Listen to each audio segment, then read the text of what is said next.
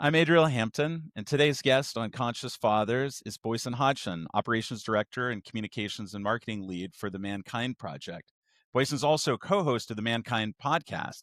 Really excited to have Boysen on the show today. We'll be talking about Boysen's personal journey, his viral essay, The New Macho, his extraordinary family, and why Boysen defaults to gender-neutral pronouns when meeting young people these days. Before we get started, I want to introduce my co-host, Jeff Swift. Thanks for being here today, Jeff. Hey there. I'm really excited about this conversation today. All right.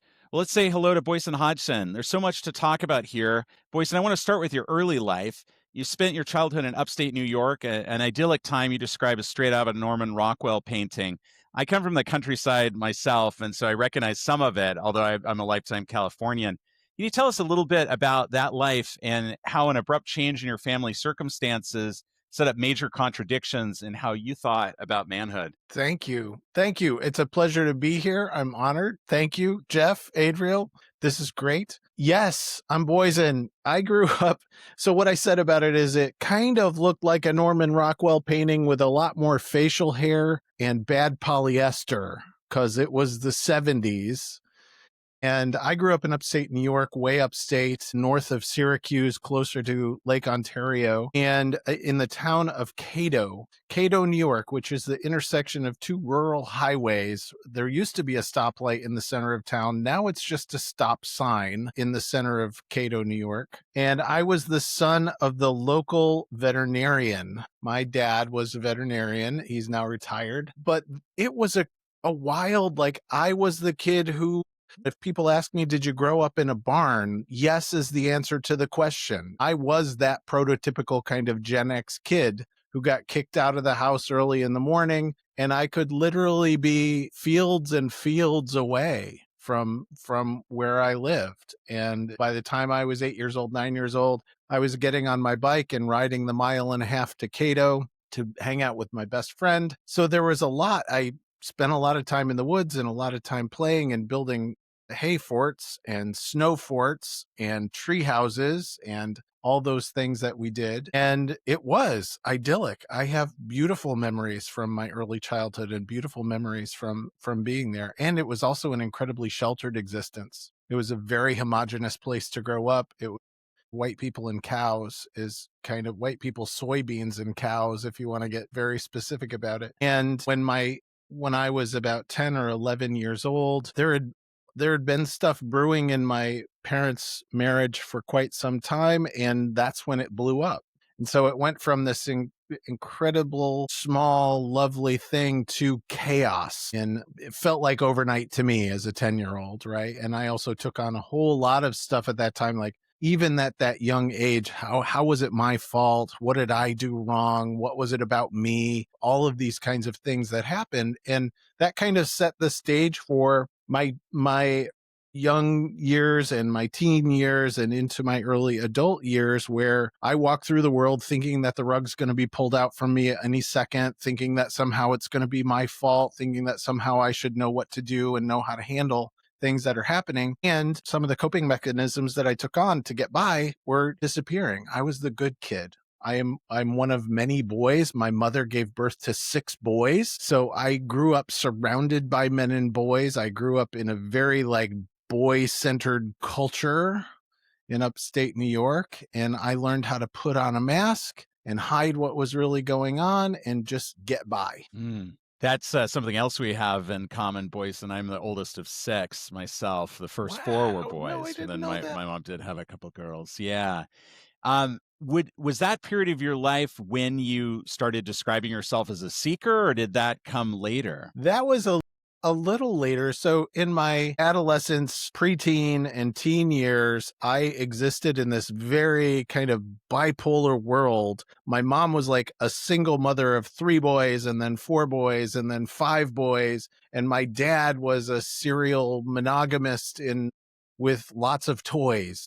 Corvettes and motorcycles and 4-wheel drive trucks and all this kind of stuff. So it was like solid upper middle class when I was at my dad's and poor when I was at my mom's. And I think that this kind of paradox that I was always living in, this confusion that I was always living in, led me to some bookshelves when I was a little bit older, and 15, 16, 17 years old. My mother had all of these esoteric books. So I started picking up books like The Road Less Traveled by Scott Peck and Alan Watts's The Book on the Taboo Against Knowing Who You Are. And my favorite book to this day is called Das Energy. It's this crazy little book by a man named Paul Williams, who was actually a rock and roll critic. And I started absorbing that and absorbing this kind of, I'm a seeker, I'm a wisdom seeker, I'm a spiritual being, all of this stuff, not knowing a whole lot else until I got out into the big world.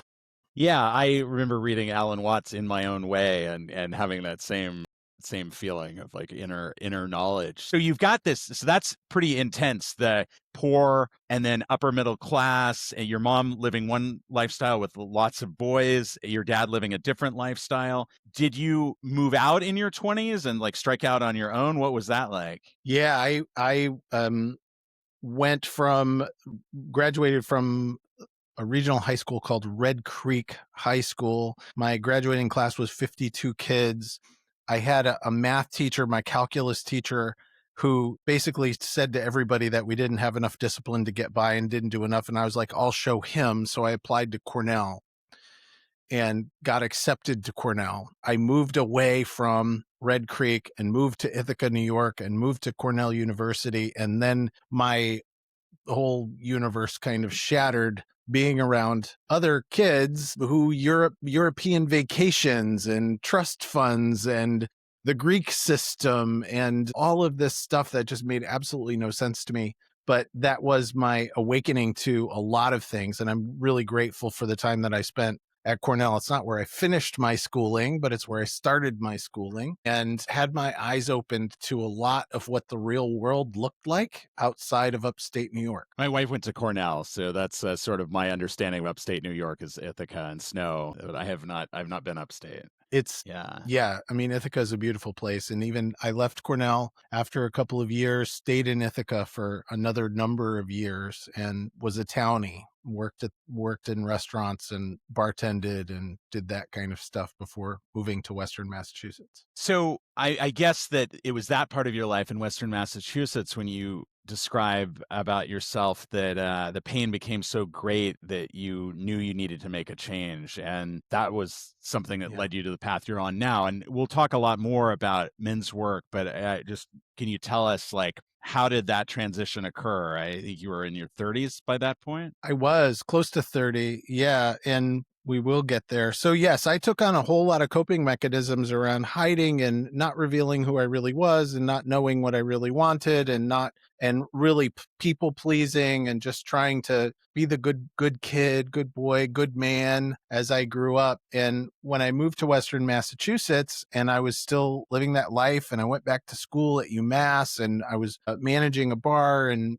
Amherst and ended up in a long-term relationship while I was there where a lot of those things that I had hidden from, a lot of those things that I had repressed in myself, a lot of those patterns in me that I didn't know what to do with. Dishonesty, not being forthright, not understanding my own emotional state, using all this wisdom, quote unquote, that I had accumulated through reading books in order to like keep people, try and manipulate people and keep people in place. And that included the people, anyone that I dated, right? So I was in this long-term relationship, was hiding severe pornography use, was hiding from a lot of other things in that relationship. And for about 6 or 7 years, my universe got smaller and smaller and smaller and smaller. I didn't speak to most of my family. I had no close friends. I had very few people who were in my life at all. And by the time I got to about 30 years old, I had created the world, nobody's fault but mine. I had created a world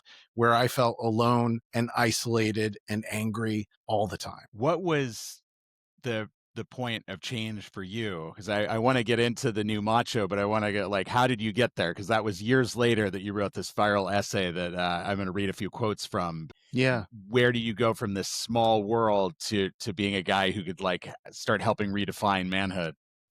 Thank you for that. No pressure on that. No pressure. Thank you for that. My mom died. I think that was really in 2002. My mom passed away. She had a long battle with cancer. Something in me shifted. at that point, and all of everything that I had been repressing started to bubble out in a lot of different ways, coming out of me sideways. All of the unhealthy stuff that I'd been repressing was coming out of me sideways. And I got into therapy. I got into one-on-one therapy.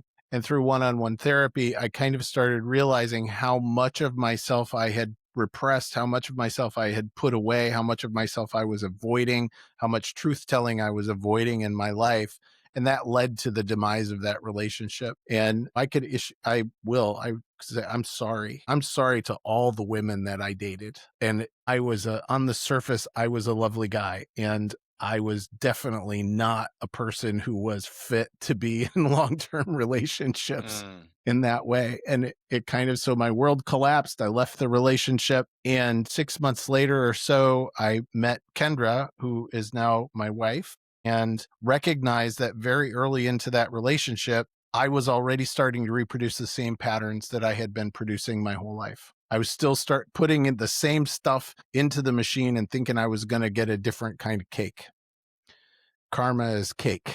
That's it. All the ingredients that I put in, and I put it in, and I'm going to get the thing that I put in. And I didn't want that anymore. And I knew about men's work. I knew about men's groups. I knew about the Mankind Project and this crazy weekend called the New Warrior Training Adventure from other members of my family, my brothers, several of whom had done it. My dad did it. My stepdad did it. I had cousins who did it. And I was like, no, thank you. No, thank you. I have my books. I'm all good. I'm great. That was my story. I'm great. But at that point in 2004, that was late 2003, I was seeing a chiropractor in Greenfield, Massachusetts, for low back issues, which I've always had. Thanks, Dad. And thanks to all of the early rotten jobs that I had, digging trees and doing construction and all those kinds of things that we do as upstate New York boys. And I cried on the table. He did a release on me. I had tears streaming down my face. There was obviously deep emotional stuff coming out of me. And I came out into the hallway, and Wayne was like, hey, Boysen, I can see that you're going through some really serious stuff. I can see things really heavy for you. Have you ever heard of a thing called the New Warrior Training Adventure? And I was like, screw you, Wayne. And then signed up for the New Warrior Training Adventure after that. And that's kind of the beginning of the big shift in my life. Well, I want to introduce folks to your essay, The New Macho, and I'm just going to read a few lines, and we'll link to it in the show so folks can read the whole thing. But you've already gave us a little preview, because it says he knows how to cry. He knows how to rage without hurting others. He's let go of childish shame. He knows how to listen from the core of his being. Can you tell us how you came to write that essay and about some of the responses you got? Because I'm really interested to know how people reacted to that. Thank you. Yeah, so that was 2010. I did the New Warrior Training Adventure in 2004, got pretty involved in the organization here in Western Massachusetts in New England pretty quickly. Kind of forced my way into a bunch of rooms because I complained a lot. I complained a lot about the marketing and complained a lot about the website and complained. So when you're in a volunteer run organization, you complain about stuff, they give you a title and sit you in a chair. So that's what happened to me. Thanks to a bunch of beautiful men who did that. And through my work in being part of men's groups, how I described that early time in my journey was I surrounded myself with men who loved the shame out of me. I surrounded myself with men who I became able to talk about my past and tell my story and take responsibility for the ways that I had set myself up, the way I had created my life, that I could do it with my head up, and that I could do it and allow tears to come down my face without hiding from them, that I could feel my emotions without hiding from my emotions. And in late 2009, early 2010, there were a series of articles. There was a Newsweek article, actually, where this phrase, the new macho, the writer of that article coined that phrase. It was the earliest I could find that. And he was talking about Brad Pitt and kind of this era back then of the sensitive, strong men who were coming forward and looking at this kind of new macho thing. And I sat down and I like that. And I'm like, what is he? What is he? He is what? He cleans up after himself. Yeah. Okay, right there. And the new Macho just kind of flowed out of me. And I posted it. I shared it with some folks and posted it up on social media, and it took off. So it really just back in those days, that was before the like a million hits on a video kind of space, right? But for me, as I watched those numbers climb into the hundreds and into the thousands and into the tens of thousands of people who were liking and commenting and sharing on it, and I got questions from folks about including it in books, about writing a version for women. I got lots of argument about it, but the really greatest reactions, and here's where we go into kind of structural masculinity and the formation of manhood.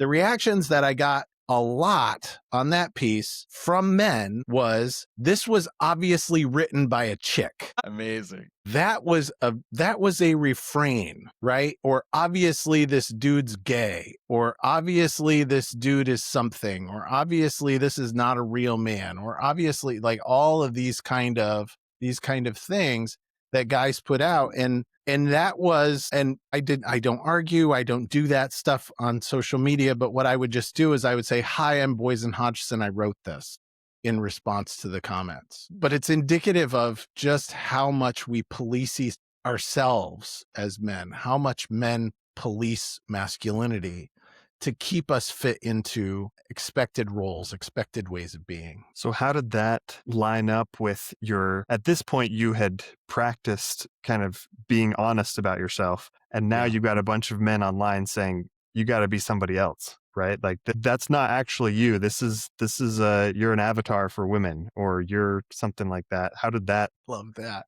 You're an avatar for women. I love that, Jeff. Thank you. And the response, so the fuller response to it is, yo, I am not all of these things. I aspire to be some percentage of these things every day. And if I can look at this and if I can read through it and I could say, yeah, okay, today I did that. Today I took responsibility for this part of my life. Today I looked out for my brothers. Today I turned to another man. Today I told the truth as an act of self-respect. Then that's what I'm aiming for, right? Like, I'm not trying to tell you got to be anything. I'm telling you what I want to be in the world. And here's some things. And this list is not complete. That was my sub thing under when I first published it.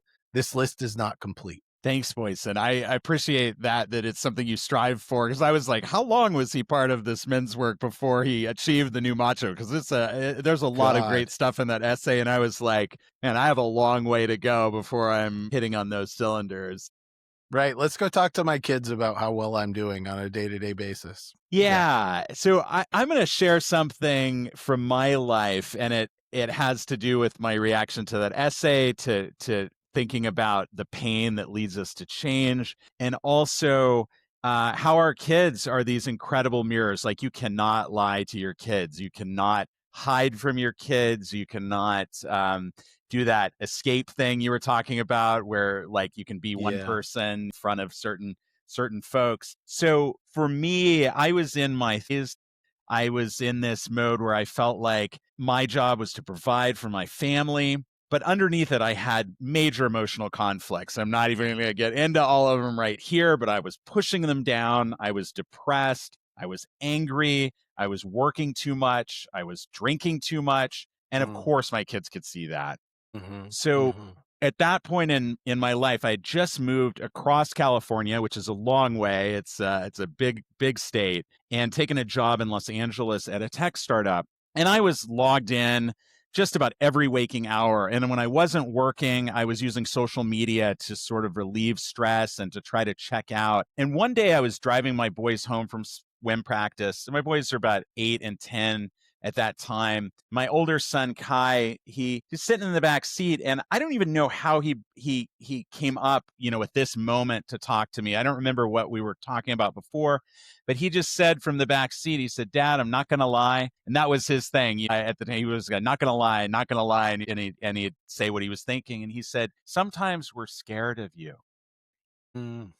Yeah. And it hurts just to say it right now, because hearing that from my son just it broke me open, because scared, afraid was how I often felt around my dad. And it was something that the last thing that I wanted to pass on to my boys. And I wish I could say that hearing that from my son, like, I immediately changed. I became a conscious father. I became this great, amazing dad.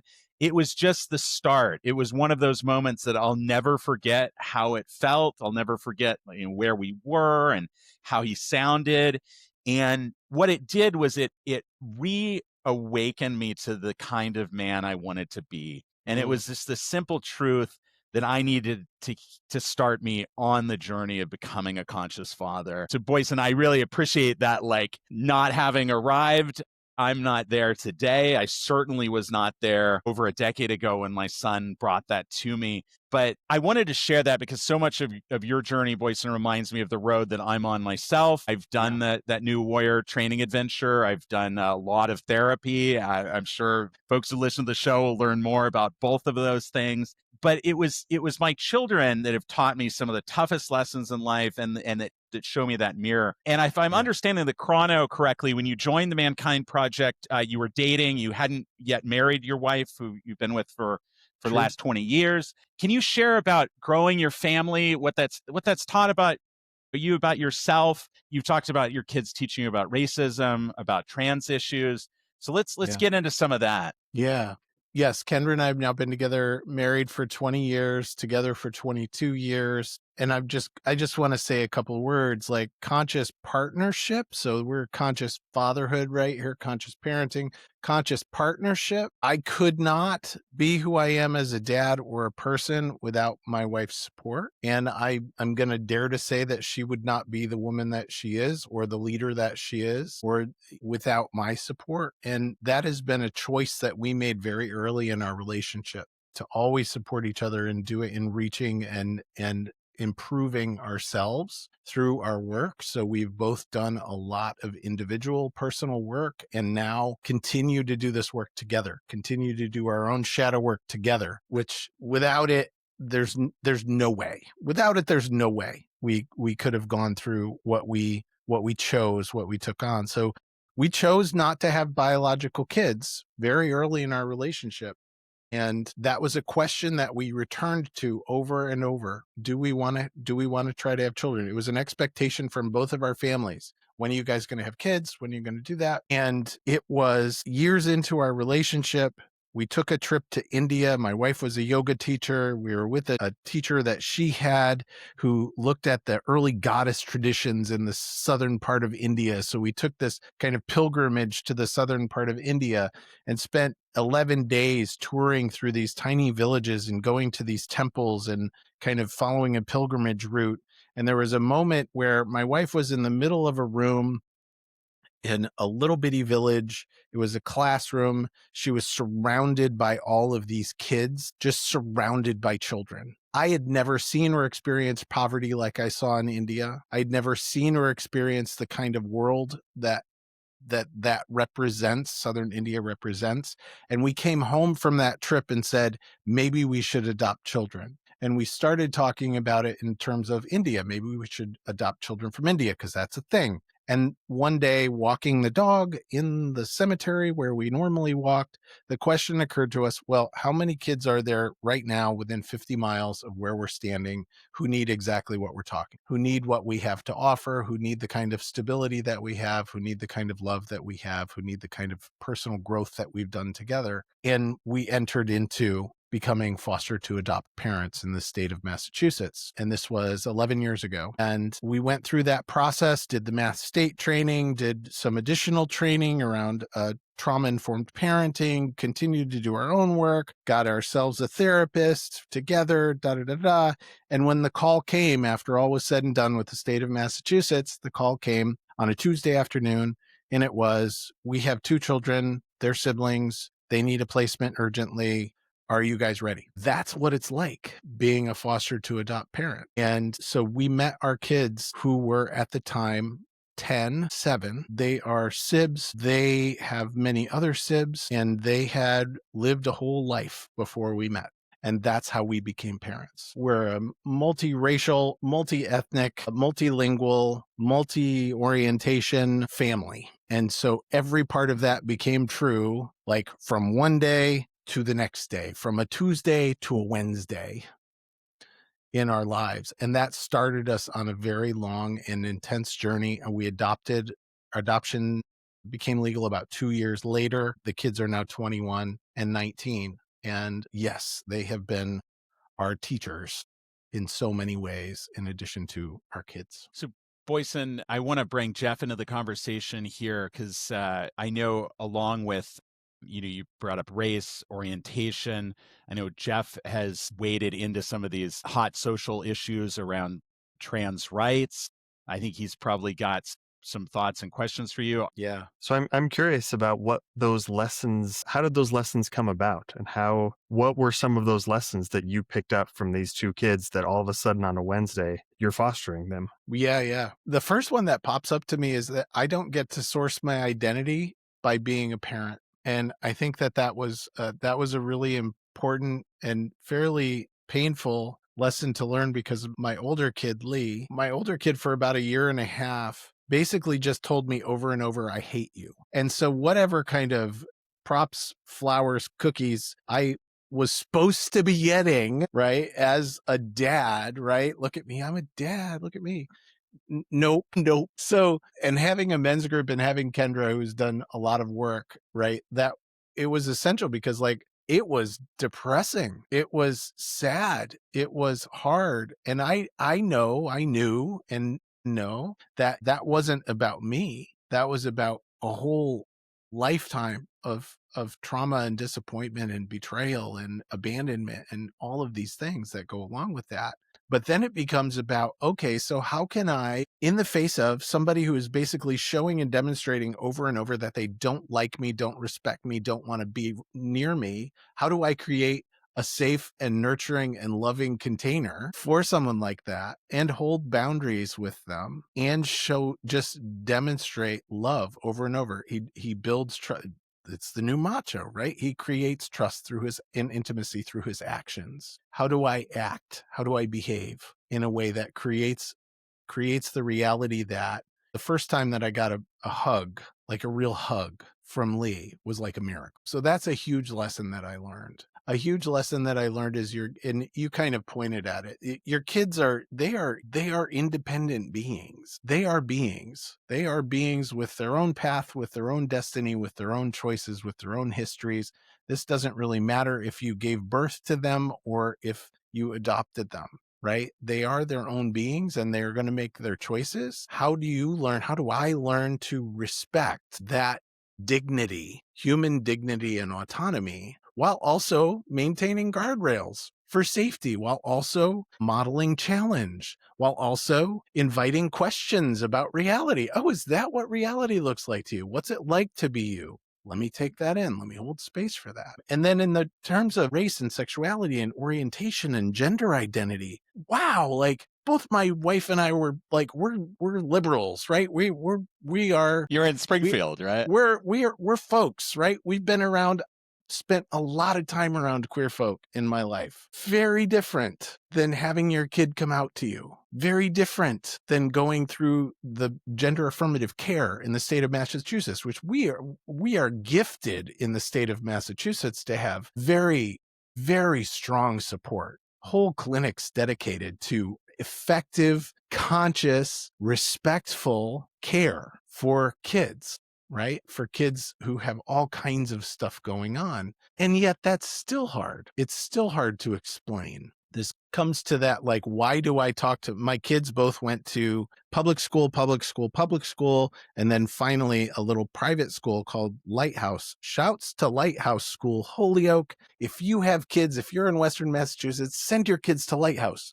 Please, I do not get paid for making this endorsement of the Lighthouse School. Lighthouse is a different kind of place to learn, where they got to explore and they got to expand themselves and they got to question and they got to challenge authority and they got to do a whole lot of really healthy stuff. So around pronouns, I was an English major. I thought I knew everything, right? So like, don't bring me your they is plural thing, right? So let's go back and read some Shakespeare and let's talk about they as a singular pronoun. I have a new doctor. What do they do? Interesting. When we don't know the confirmed gender of an unnamed or unidentified individual, we use they as a pronoun. Interesting. It's just easier. What's their name? What pronouns do they use? Does it hurt me at all? Does it hurt me at all to ask the questions or understand? Yeah. Do you think you would have that perspective if it wasn't for your kids? I think that's probably like one of these hard issues in our society right now. It's like people have families that they're intimate with, and then they have these political views or these unknowns or fears. For you, was it having your kids? Was it being around your kids and their friends? I think it was struggled. I think that I struggled some with it early, and in a lot of the struggle that I face, and I've heard this from a lot of other parents of kids who are trans or non-binary, is that we care about our kids and we don't want to see our kids get hurt, right? So one of the things about having a kid who's non-binary or having a kid who comes out in any way, in any of these ways, having a kid who comes out, is that there's a fear that they're going to get hurt, that they're going to get punished, that it's going to make their lives harder. And that may be true. And I would rather have an alive kid in the exploration of all of these identity factors who is free to talk to me about it, who is free to change their name tomorrow if they choose to, right? That I'm more committed to that. I'm more committed to the connection. I'm more committed to the relationship than I am committed to my strictures about what I believe to be squared away. Yeah. Yeah. So I'm curious, you brought up the word identity, and you mentioned that a little bit earlier about how you can't get your identity from your role as a parent. Yeah.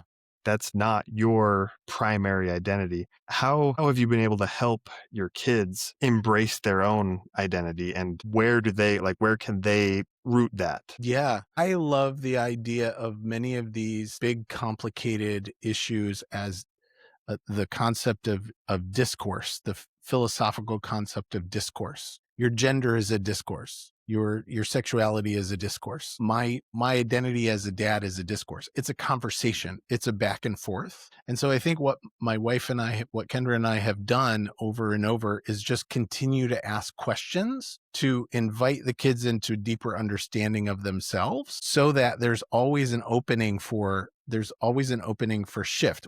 How's that feel? How's that feel? They, them pronouns. How's that feel? Is that fitting for you right now? Yeah, totally fits. Cool. That's not all you are, right? And there is a tendency, and I follow some folks, some psychology folks online. We also don't want to get stuck in any over-identification with a single thing, right? Like, I don't want to over-identify with a diagnosis, ADHD. I don't want to over-identify with that. And I want to continue in the discourse of how I am related to something. And so what I think we get is kids like mine who have had the freedom to self-express. And now it's like, okay, where do you show up most comfortable? Where do you show up most feeling like yourself? And pursue that. That's an amazing way I love the discourse. Jeff and I are both rhetoric graduates. He has a PhD. I'm a lowly bachelor's in rhetoric. So you got us with the English major in Shakespeare and describing identity as a discourse. So you obviously have talked about the support you've had from men's work and men's groups going through this. Yeah. But it seems like you're also in a discourse. And I listened to your speech at the 40th anniversary of Mankind Project. And, without getting into what was said there was some discourse going on the stage between people's vision of what men's work looks like now, in the future, where it's come from. Mankind is one of the most stable groups in that sort of in that discourse, right? 40 years of history since the New Warrior Training started. What is your personal contribution to the discourse around manhood? Like, what does that look to you right now? Cool. When Brandon and I started creating the Mankind podcast, it flowed, I think, from Brandon, but the show where we break the molds of modern manhood to prove that there's more than one way to be a man. And for me, that's where I land. There's more than one way to be a man. There is more than one way to express yourself. There is more than one kind of nurturing. There's more than one kind of strength. There's more than one kind of emotional expression. There's more than one kind. And how can we support each other to really create relationships and community to encourage and support men to step fully into what's been locked away inside of them? Where I see manhood going is it's always going to be a pendulum. It's always going to be moving back and forth. It's always going to be overcorrecting one way or another.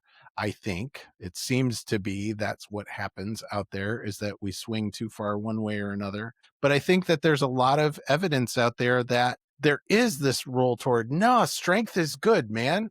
Your discipline matters. Your sense of foresight matters. Man, woman, anyone, those things matter. We don't have to call them masculine. We don't have to call them feminine. We don't have to label all of these different kind of characteristics as one way or another, or as innate or not.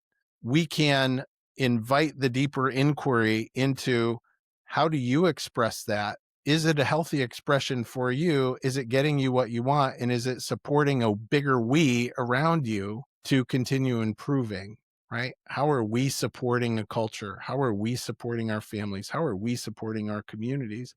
And I think men have incredible gifts. Men have incredible emotional gifts to offer when we feel able and supported and have the tools to fully express this stuff in a way that doesn't dominate others or take others down, but lifts up communities. And same as it ever was. Men have been doing this forever. Men have been doing this forever. And maybe we just sometimes forget. So can we remember together? I love that question. Can we remember together? It's easier said than done for sure, but it's a goal that I think we can kind of, if we have that as a goal, we can move toward it. Yes.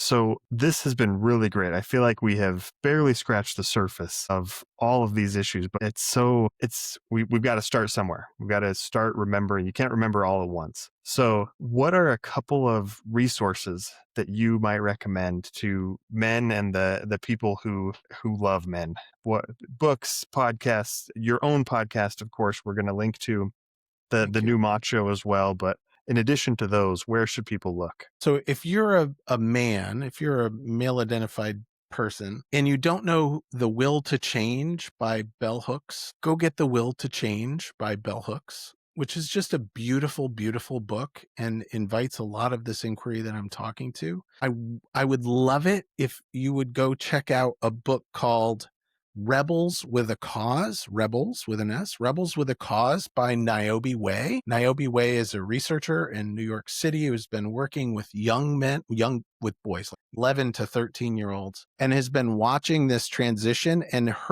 when she gets up on stage, she is just so compelling to say, they can teach us. You want to know what we need? Go ask a 13-year-old boy. And then listen to what he says, and listen to what he longs for, and listen to what he had, and listen to what he thinks that he's lost and what he's losing. Like Rebels with a Cause is another wonderful book to say we have these capacities within us, and young people know what relational skills are. Young people know what generosity is. Young people know what compassion and empathy are. And if we listen, there's a lot of answers for us. Awesome. Thank you, Boysen. We really appreciate you being here. And what a great conversation.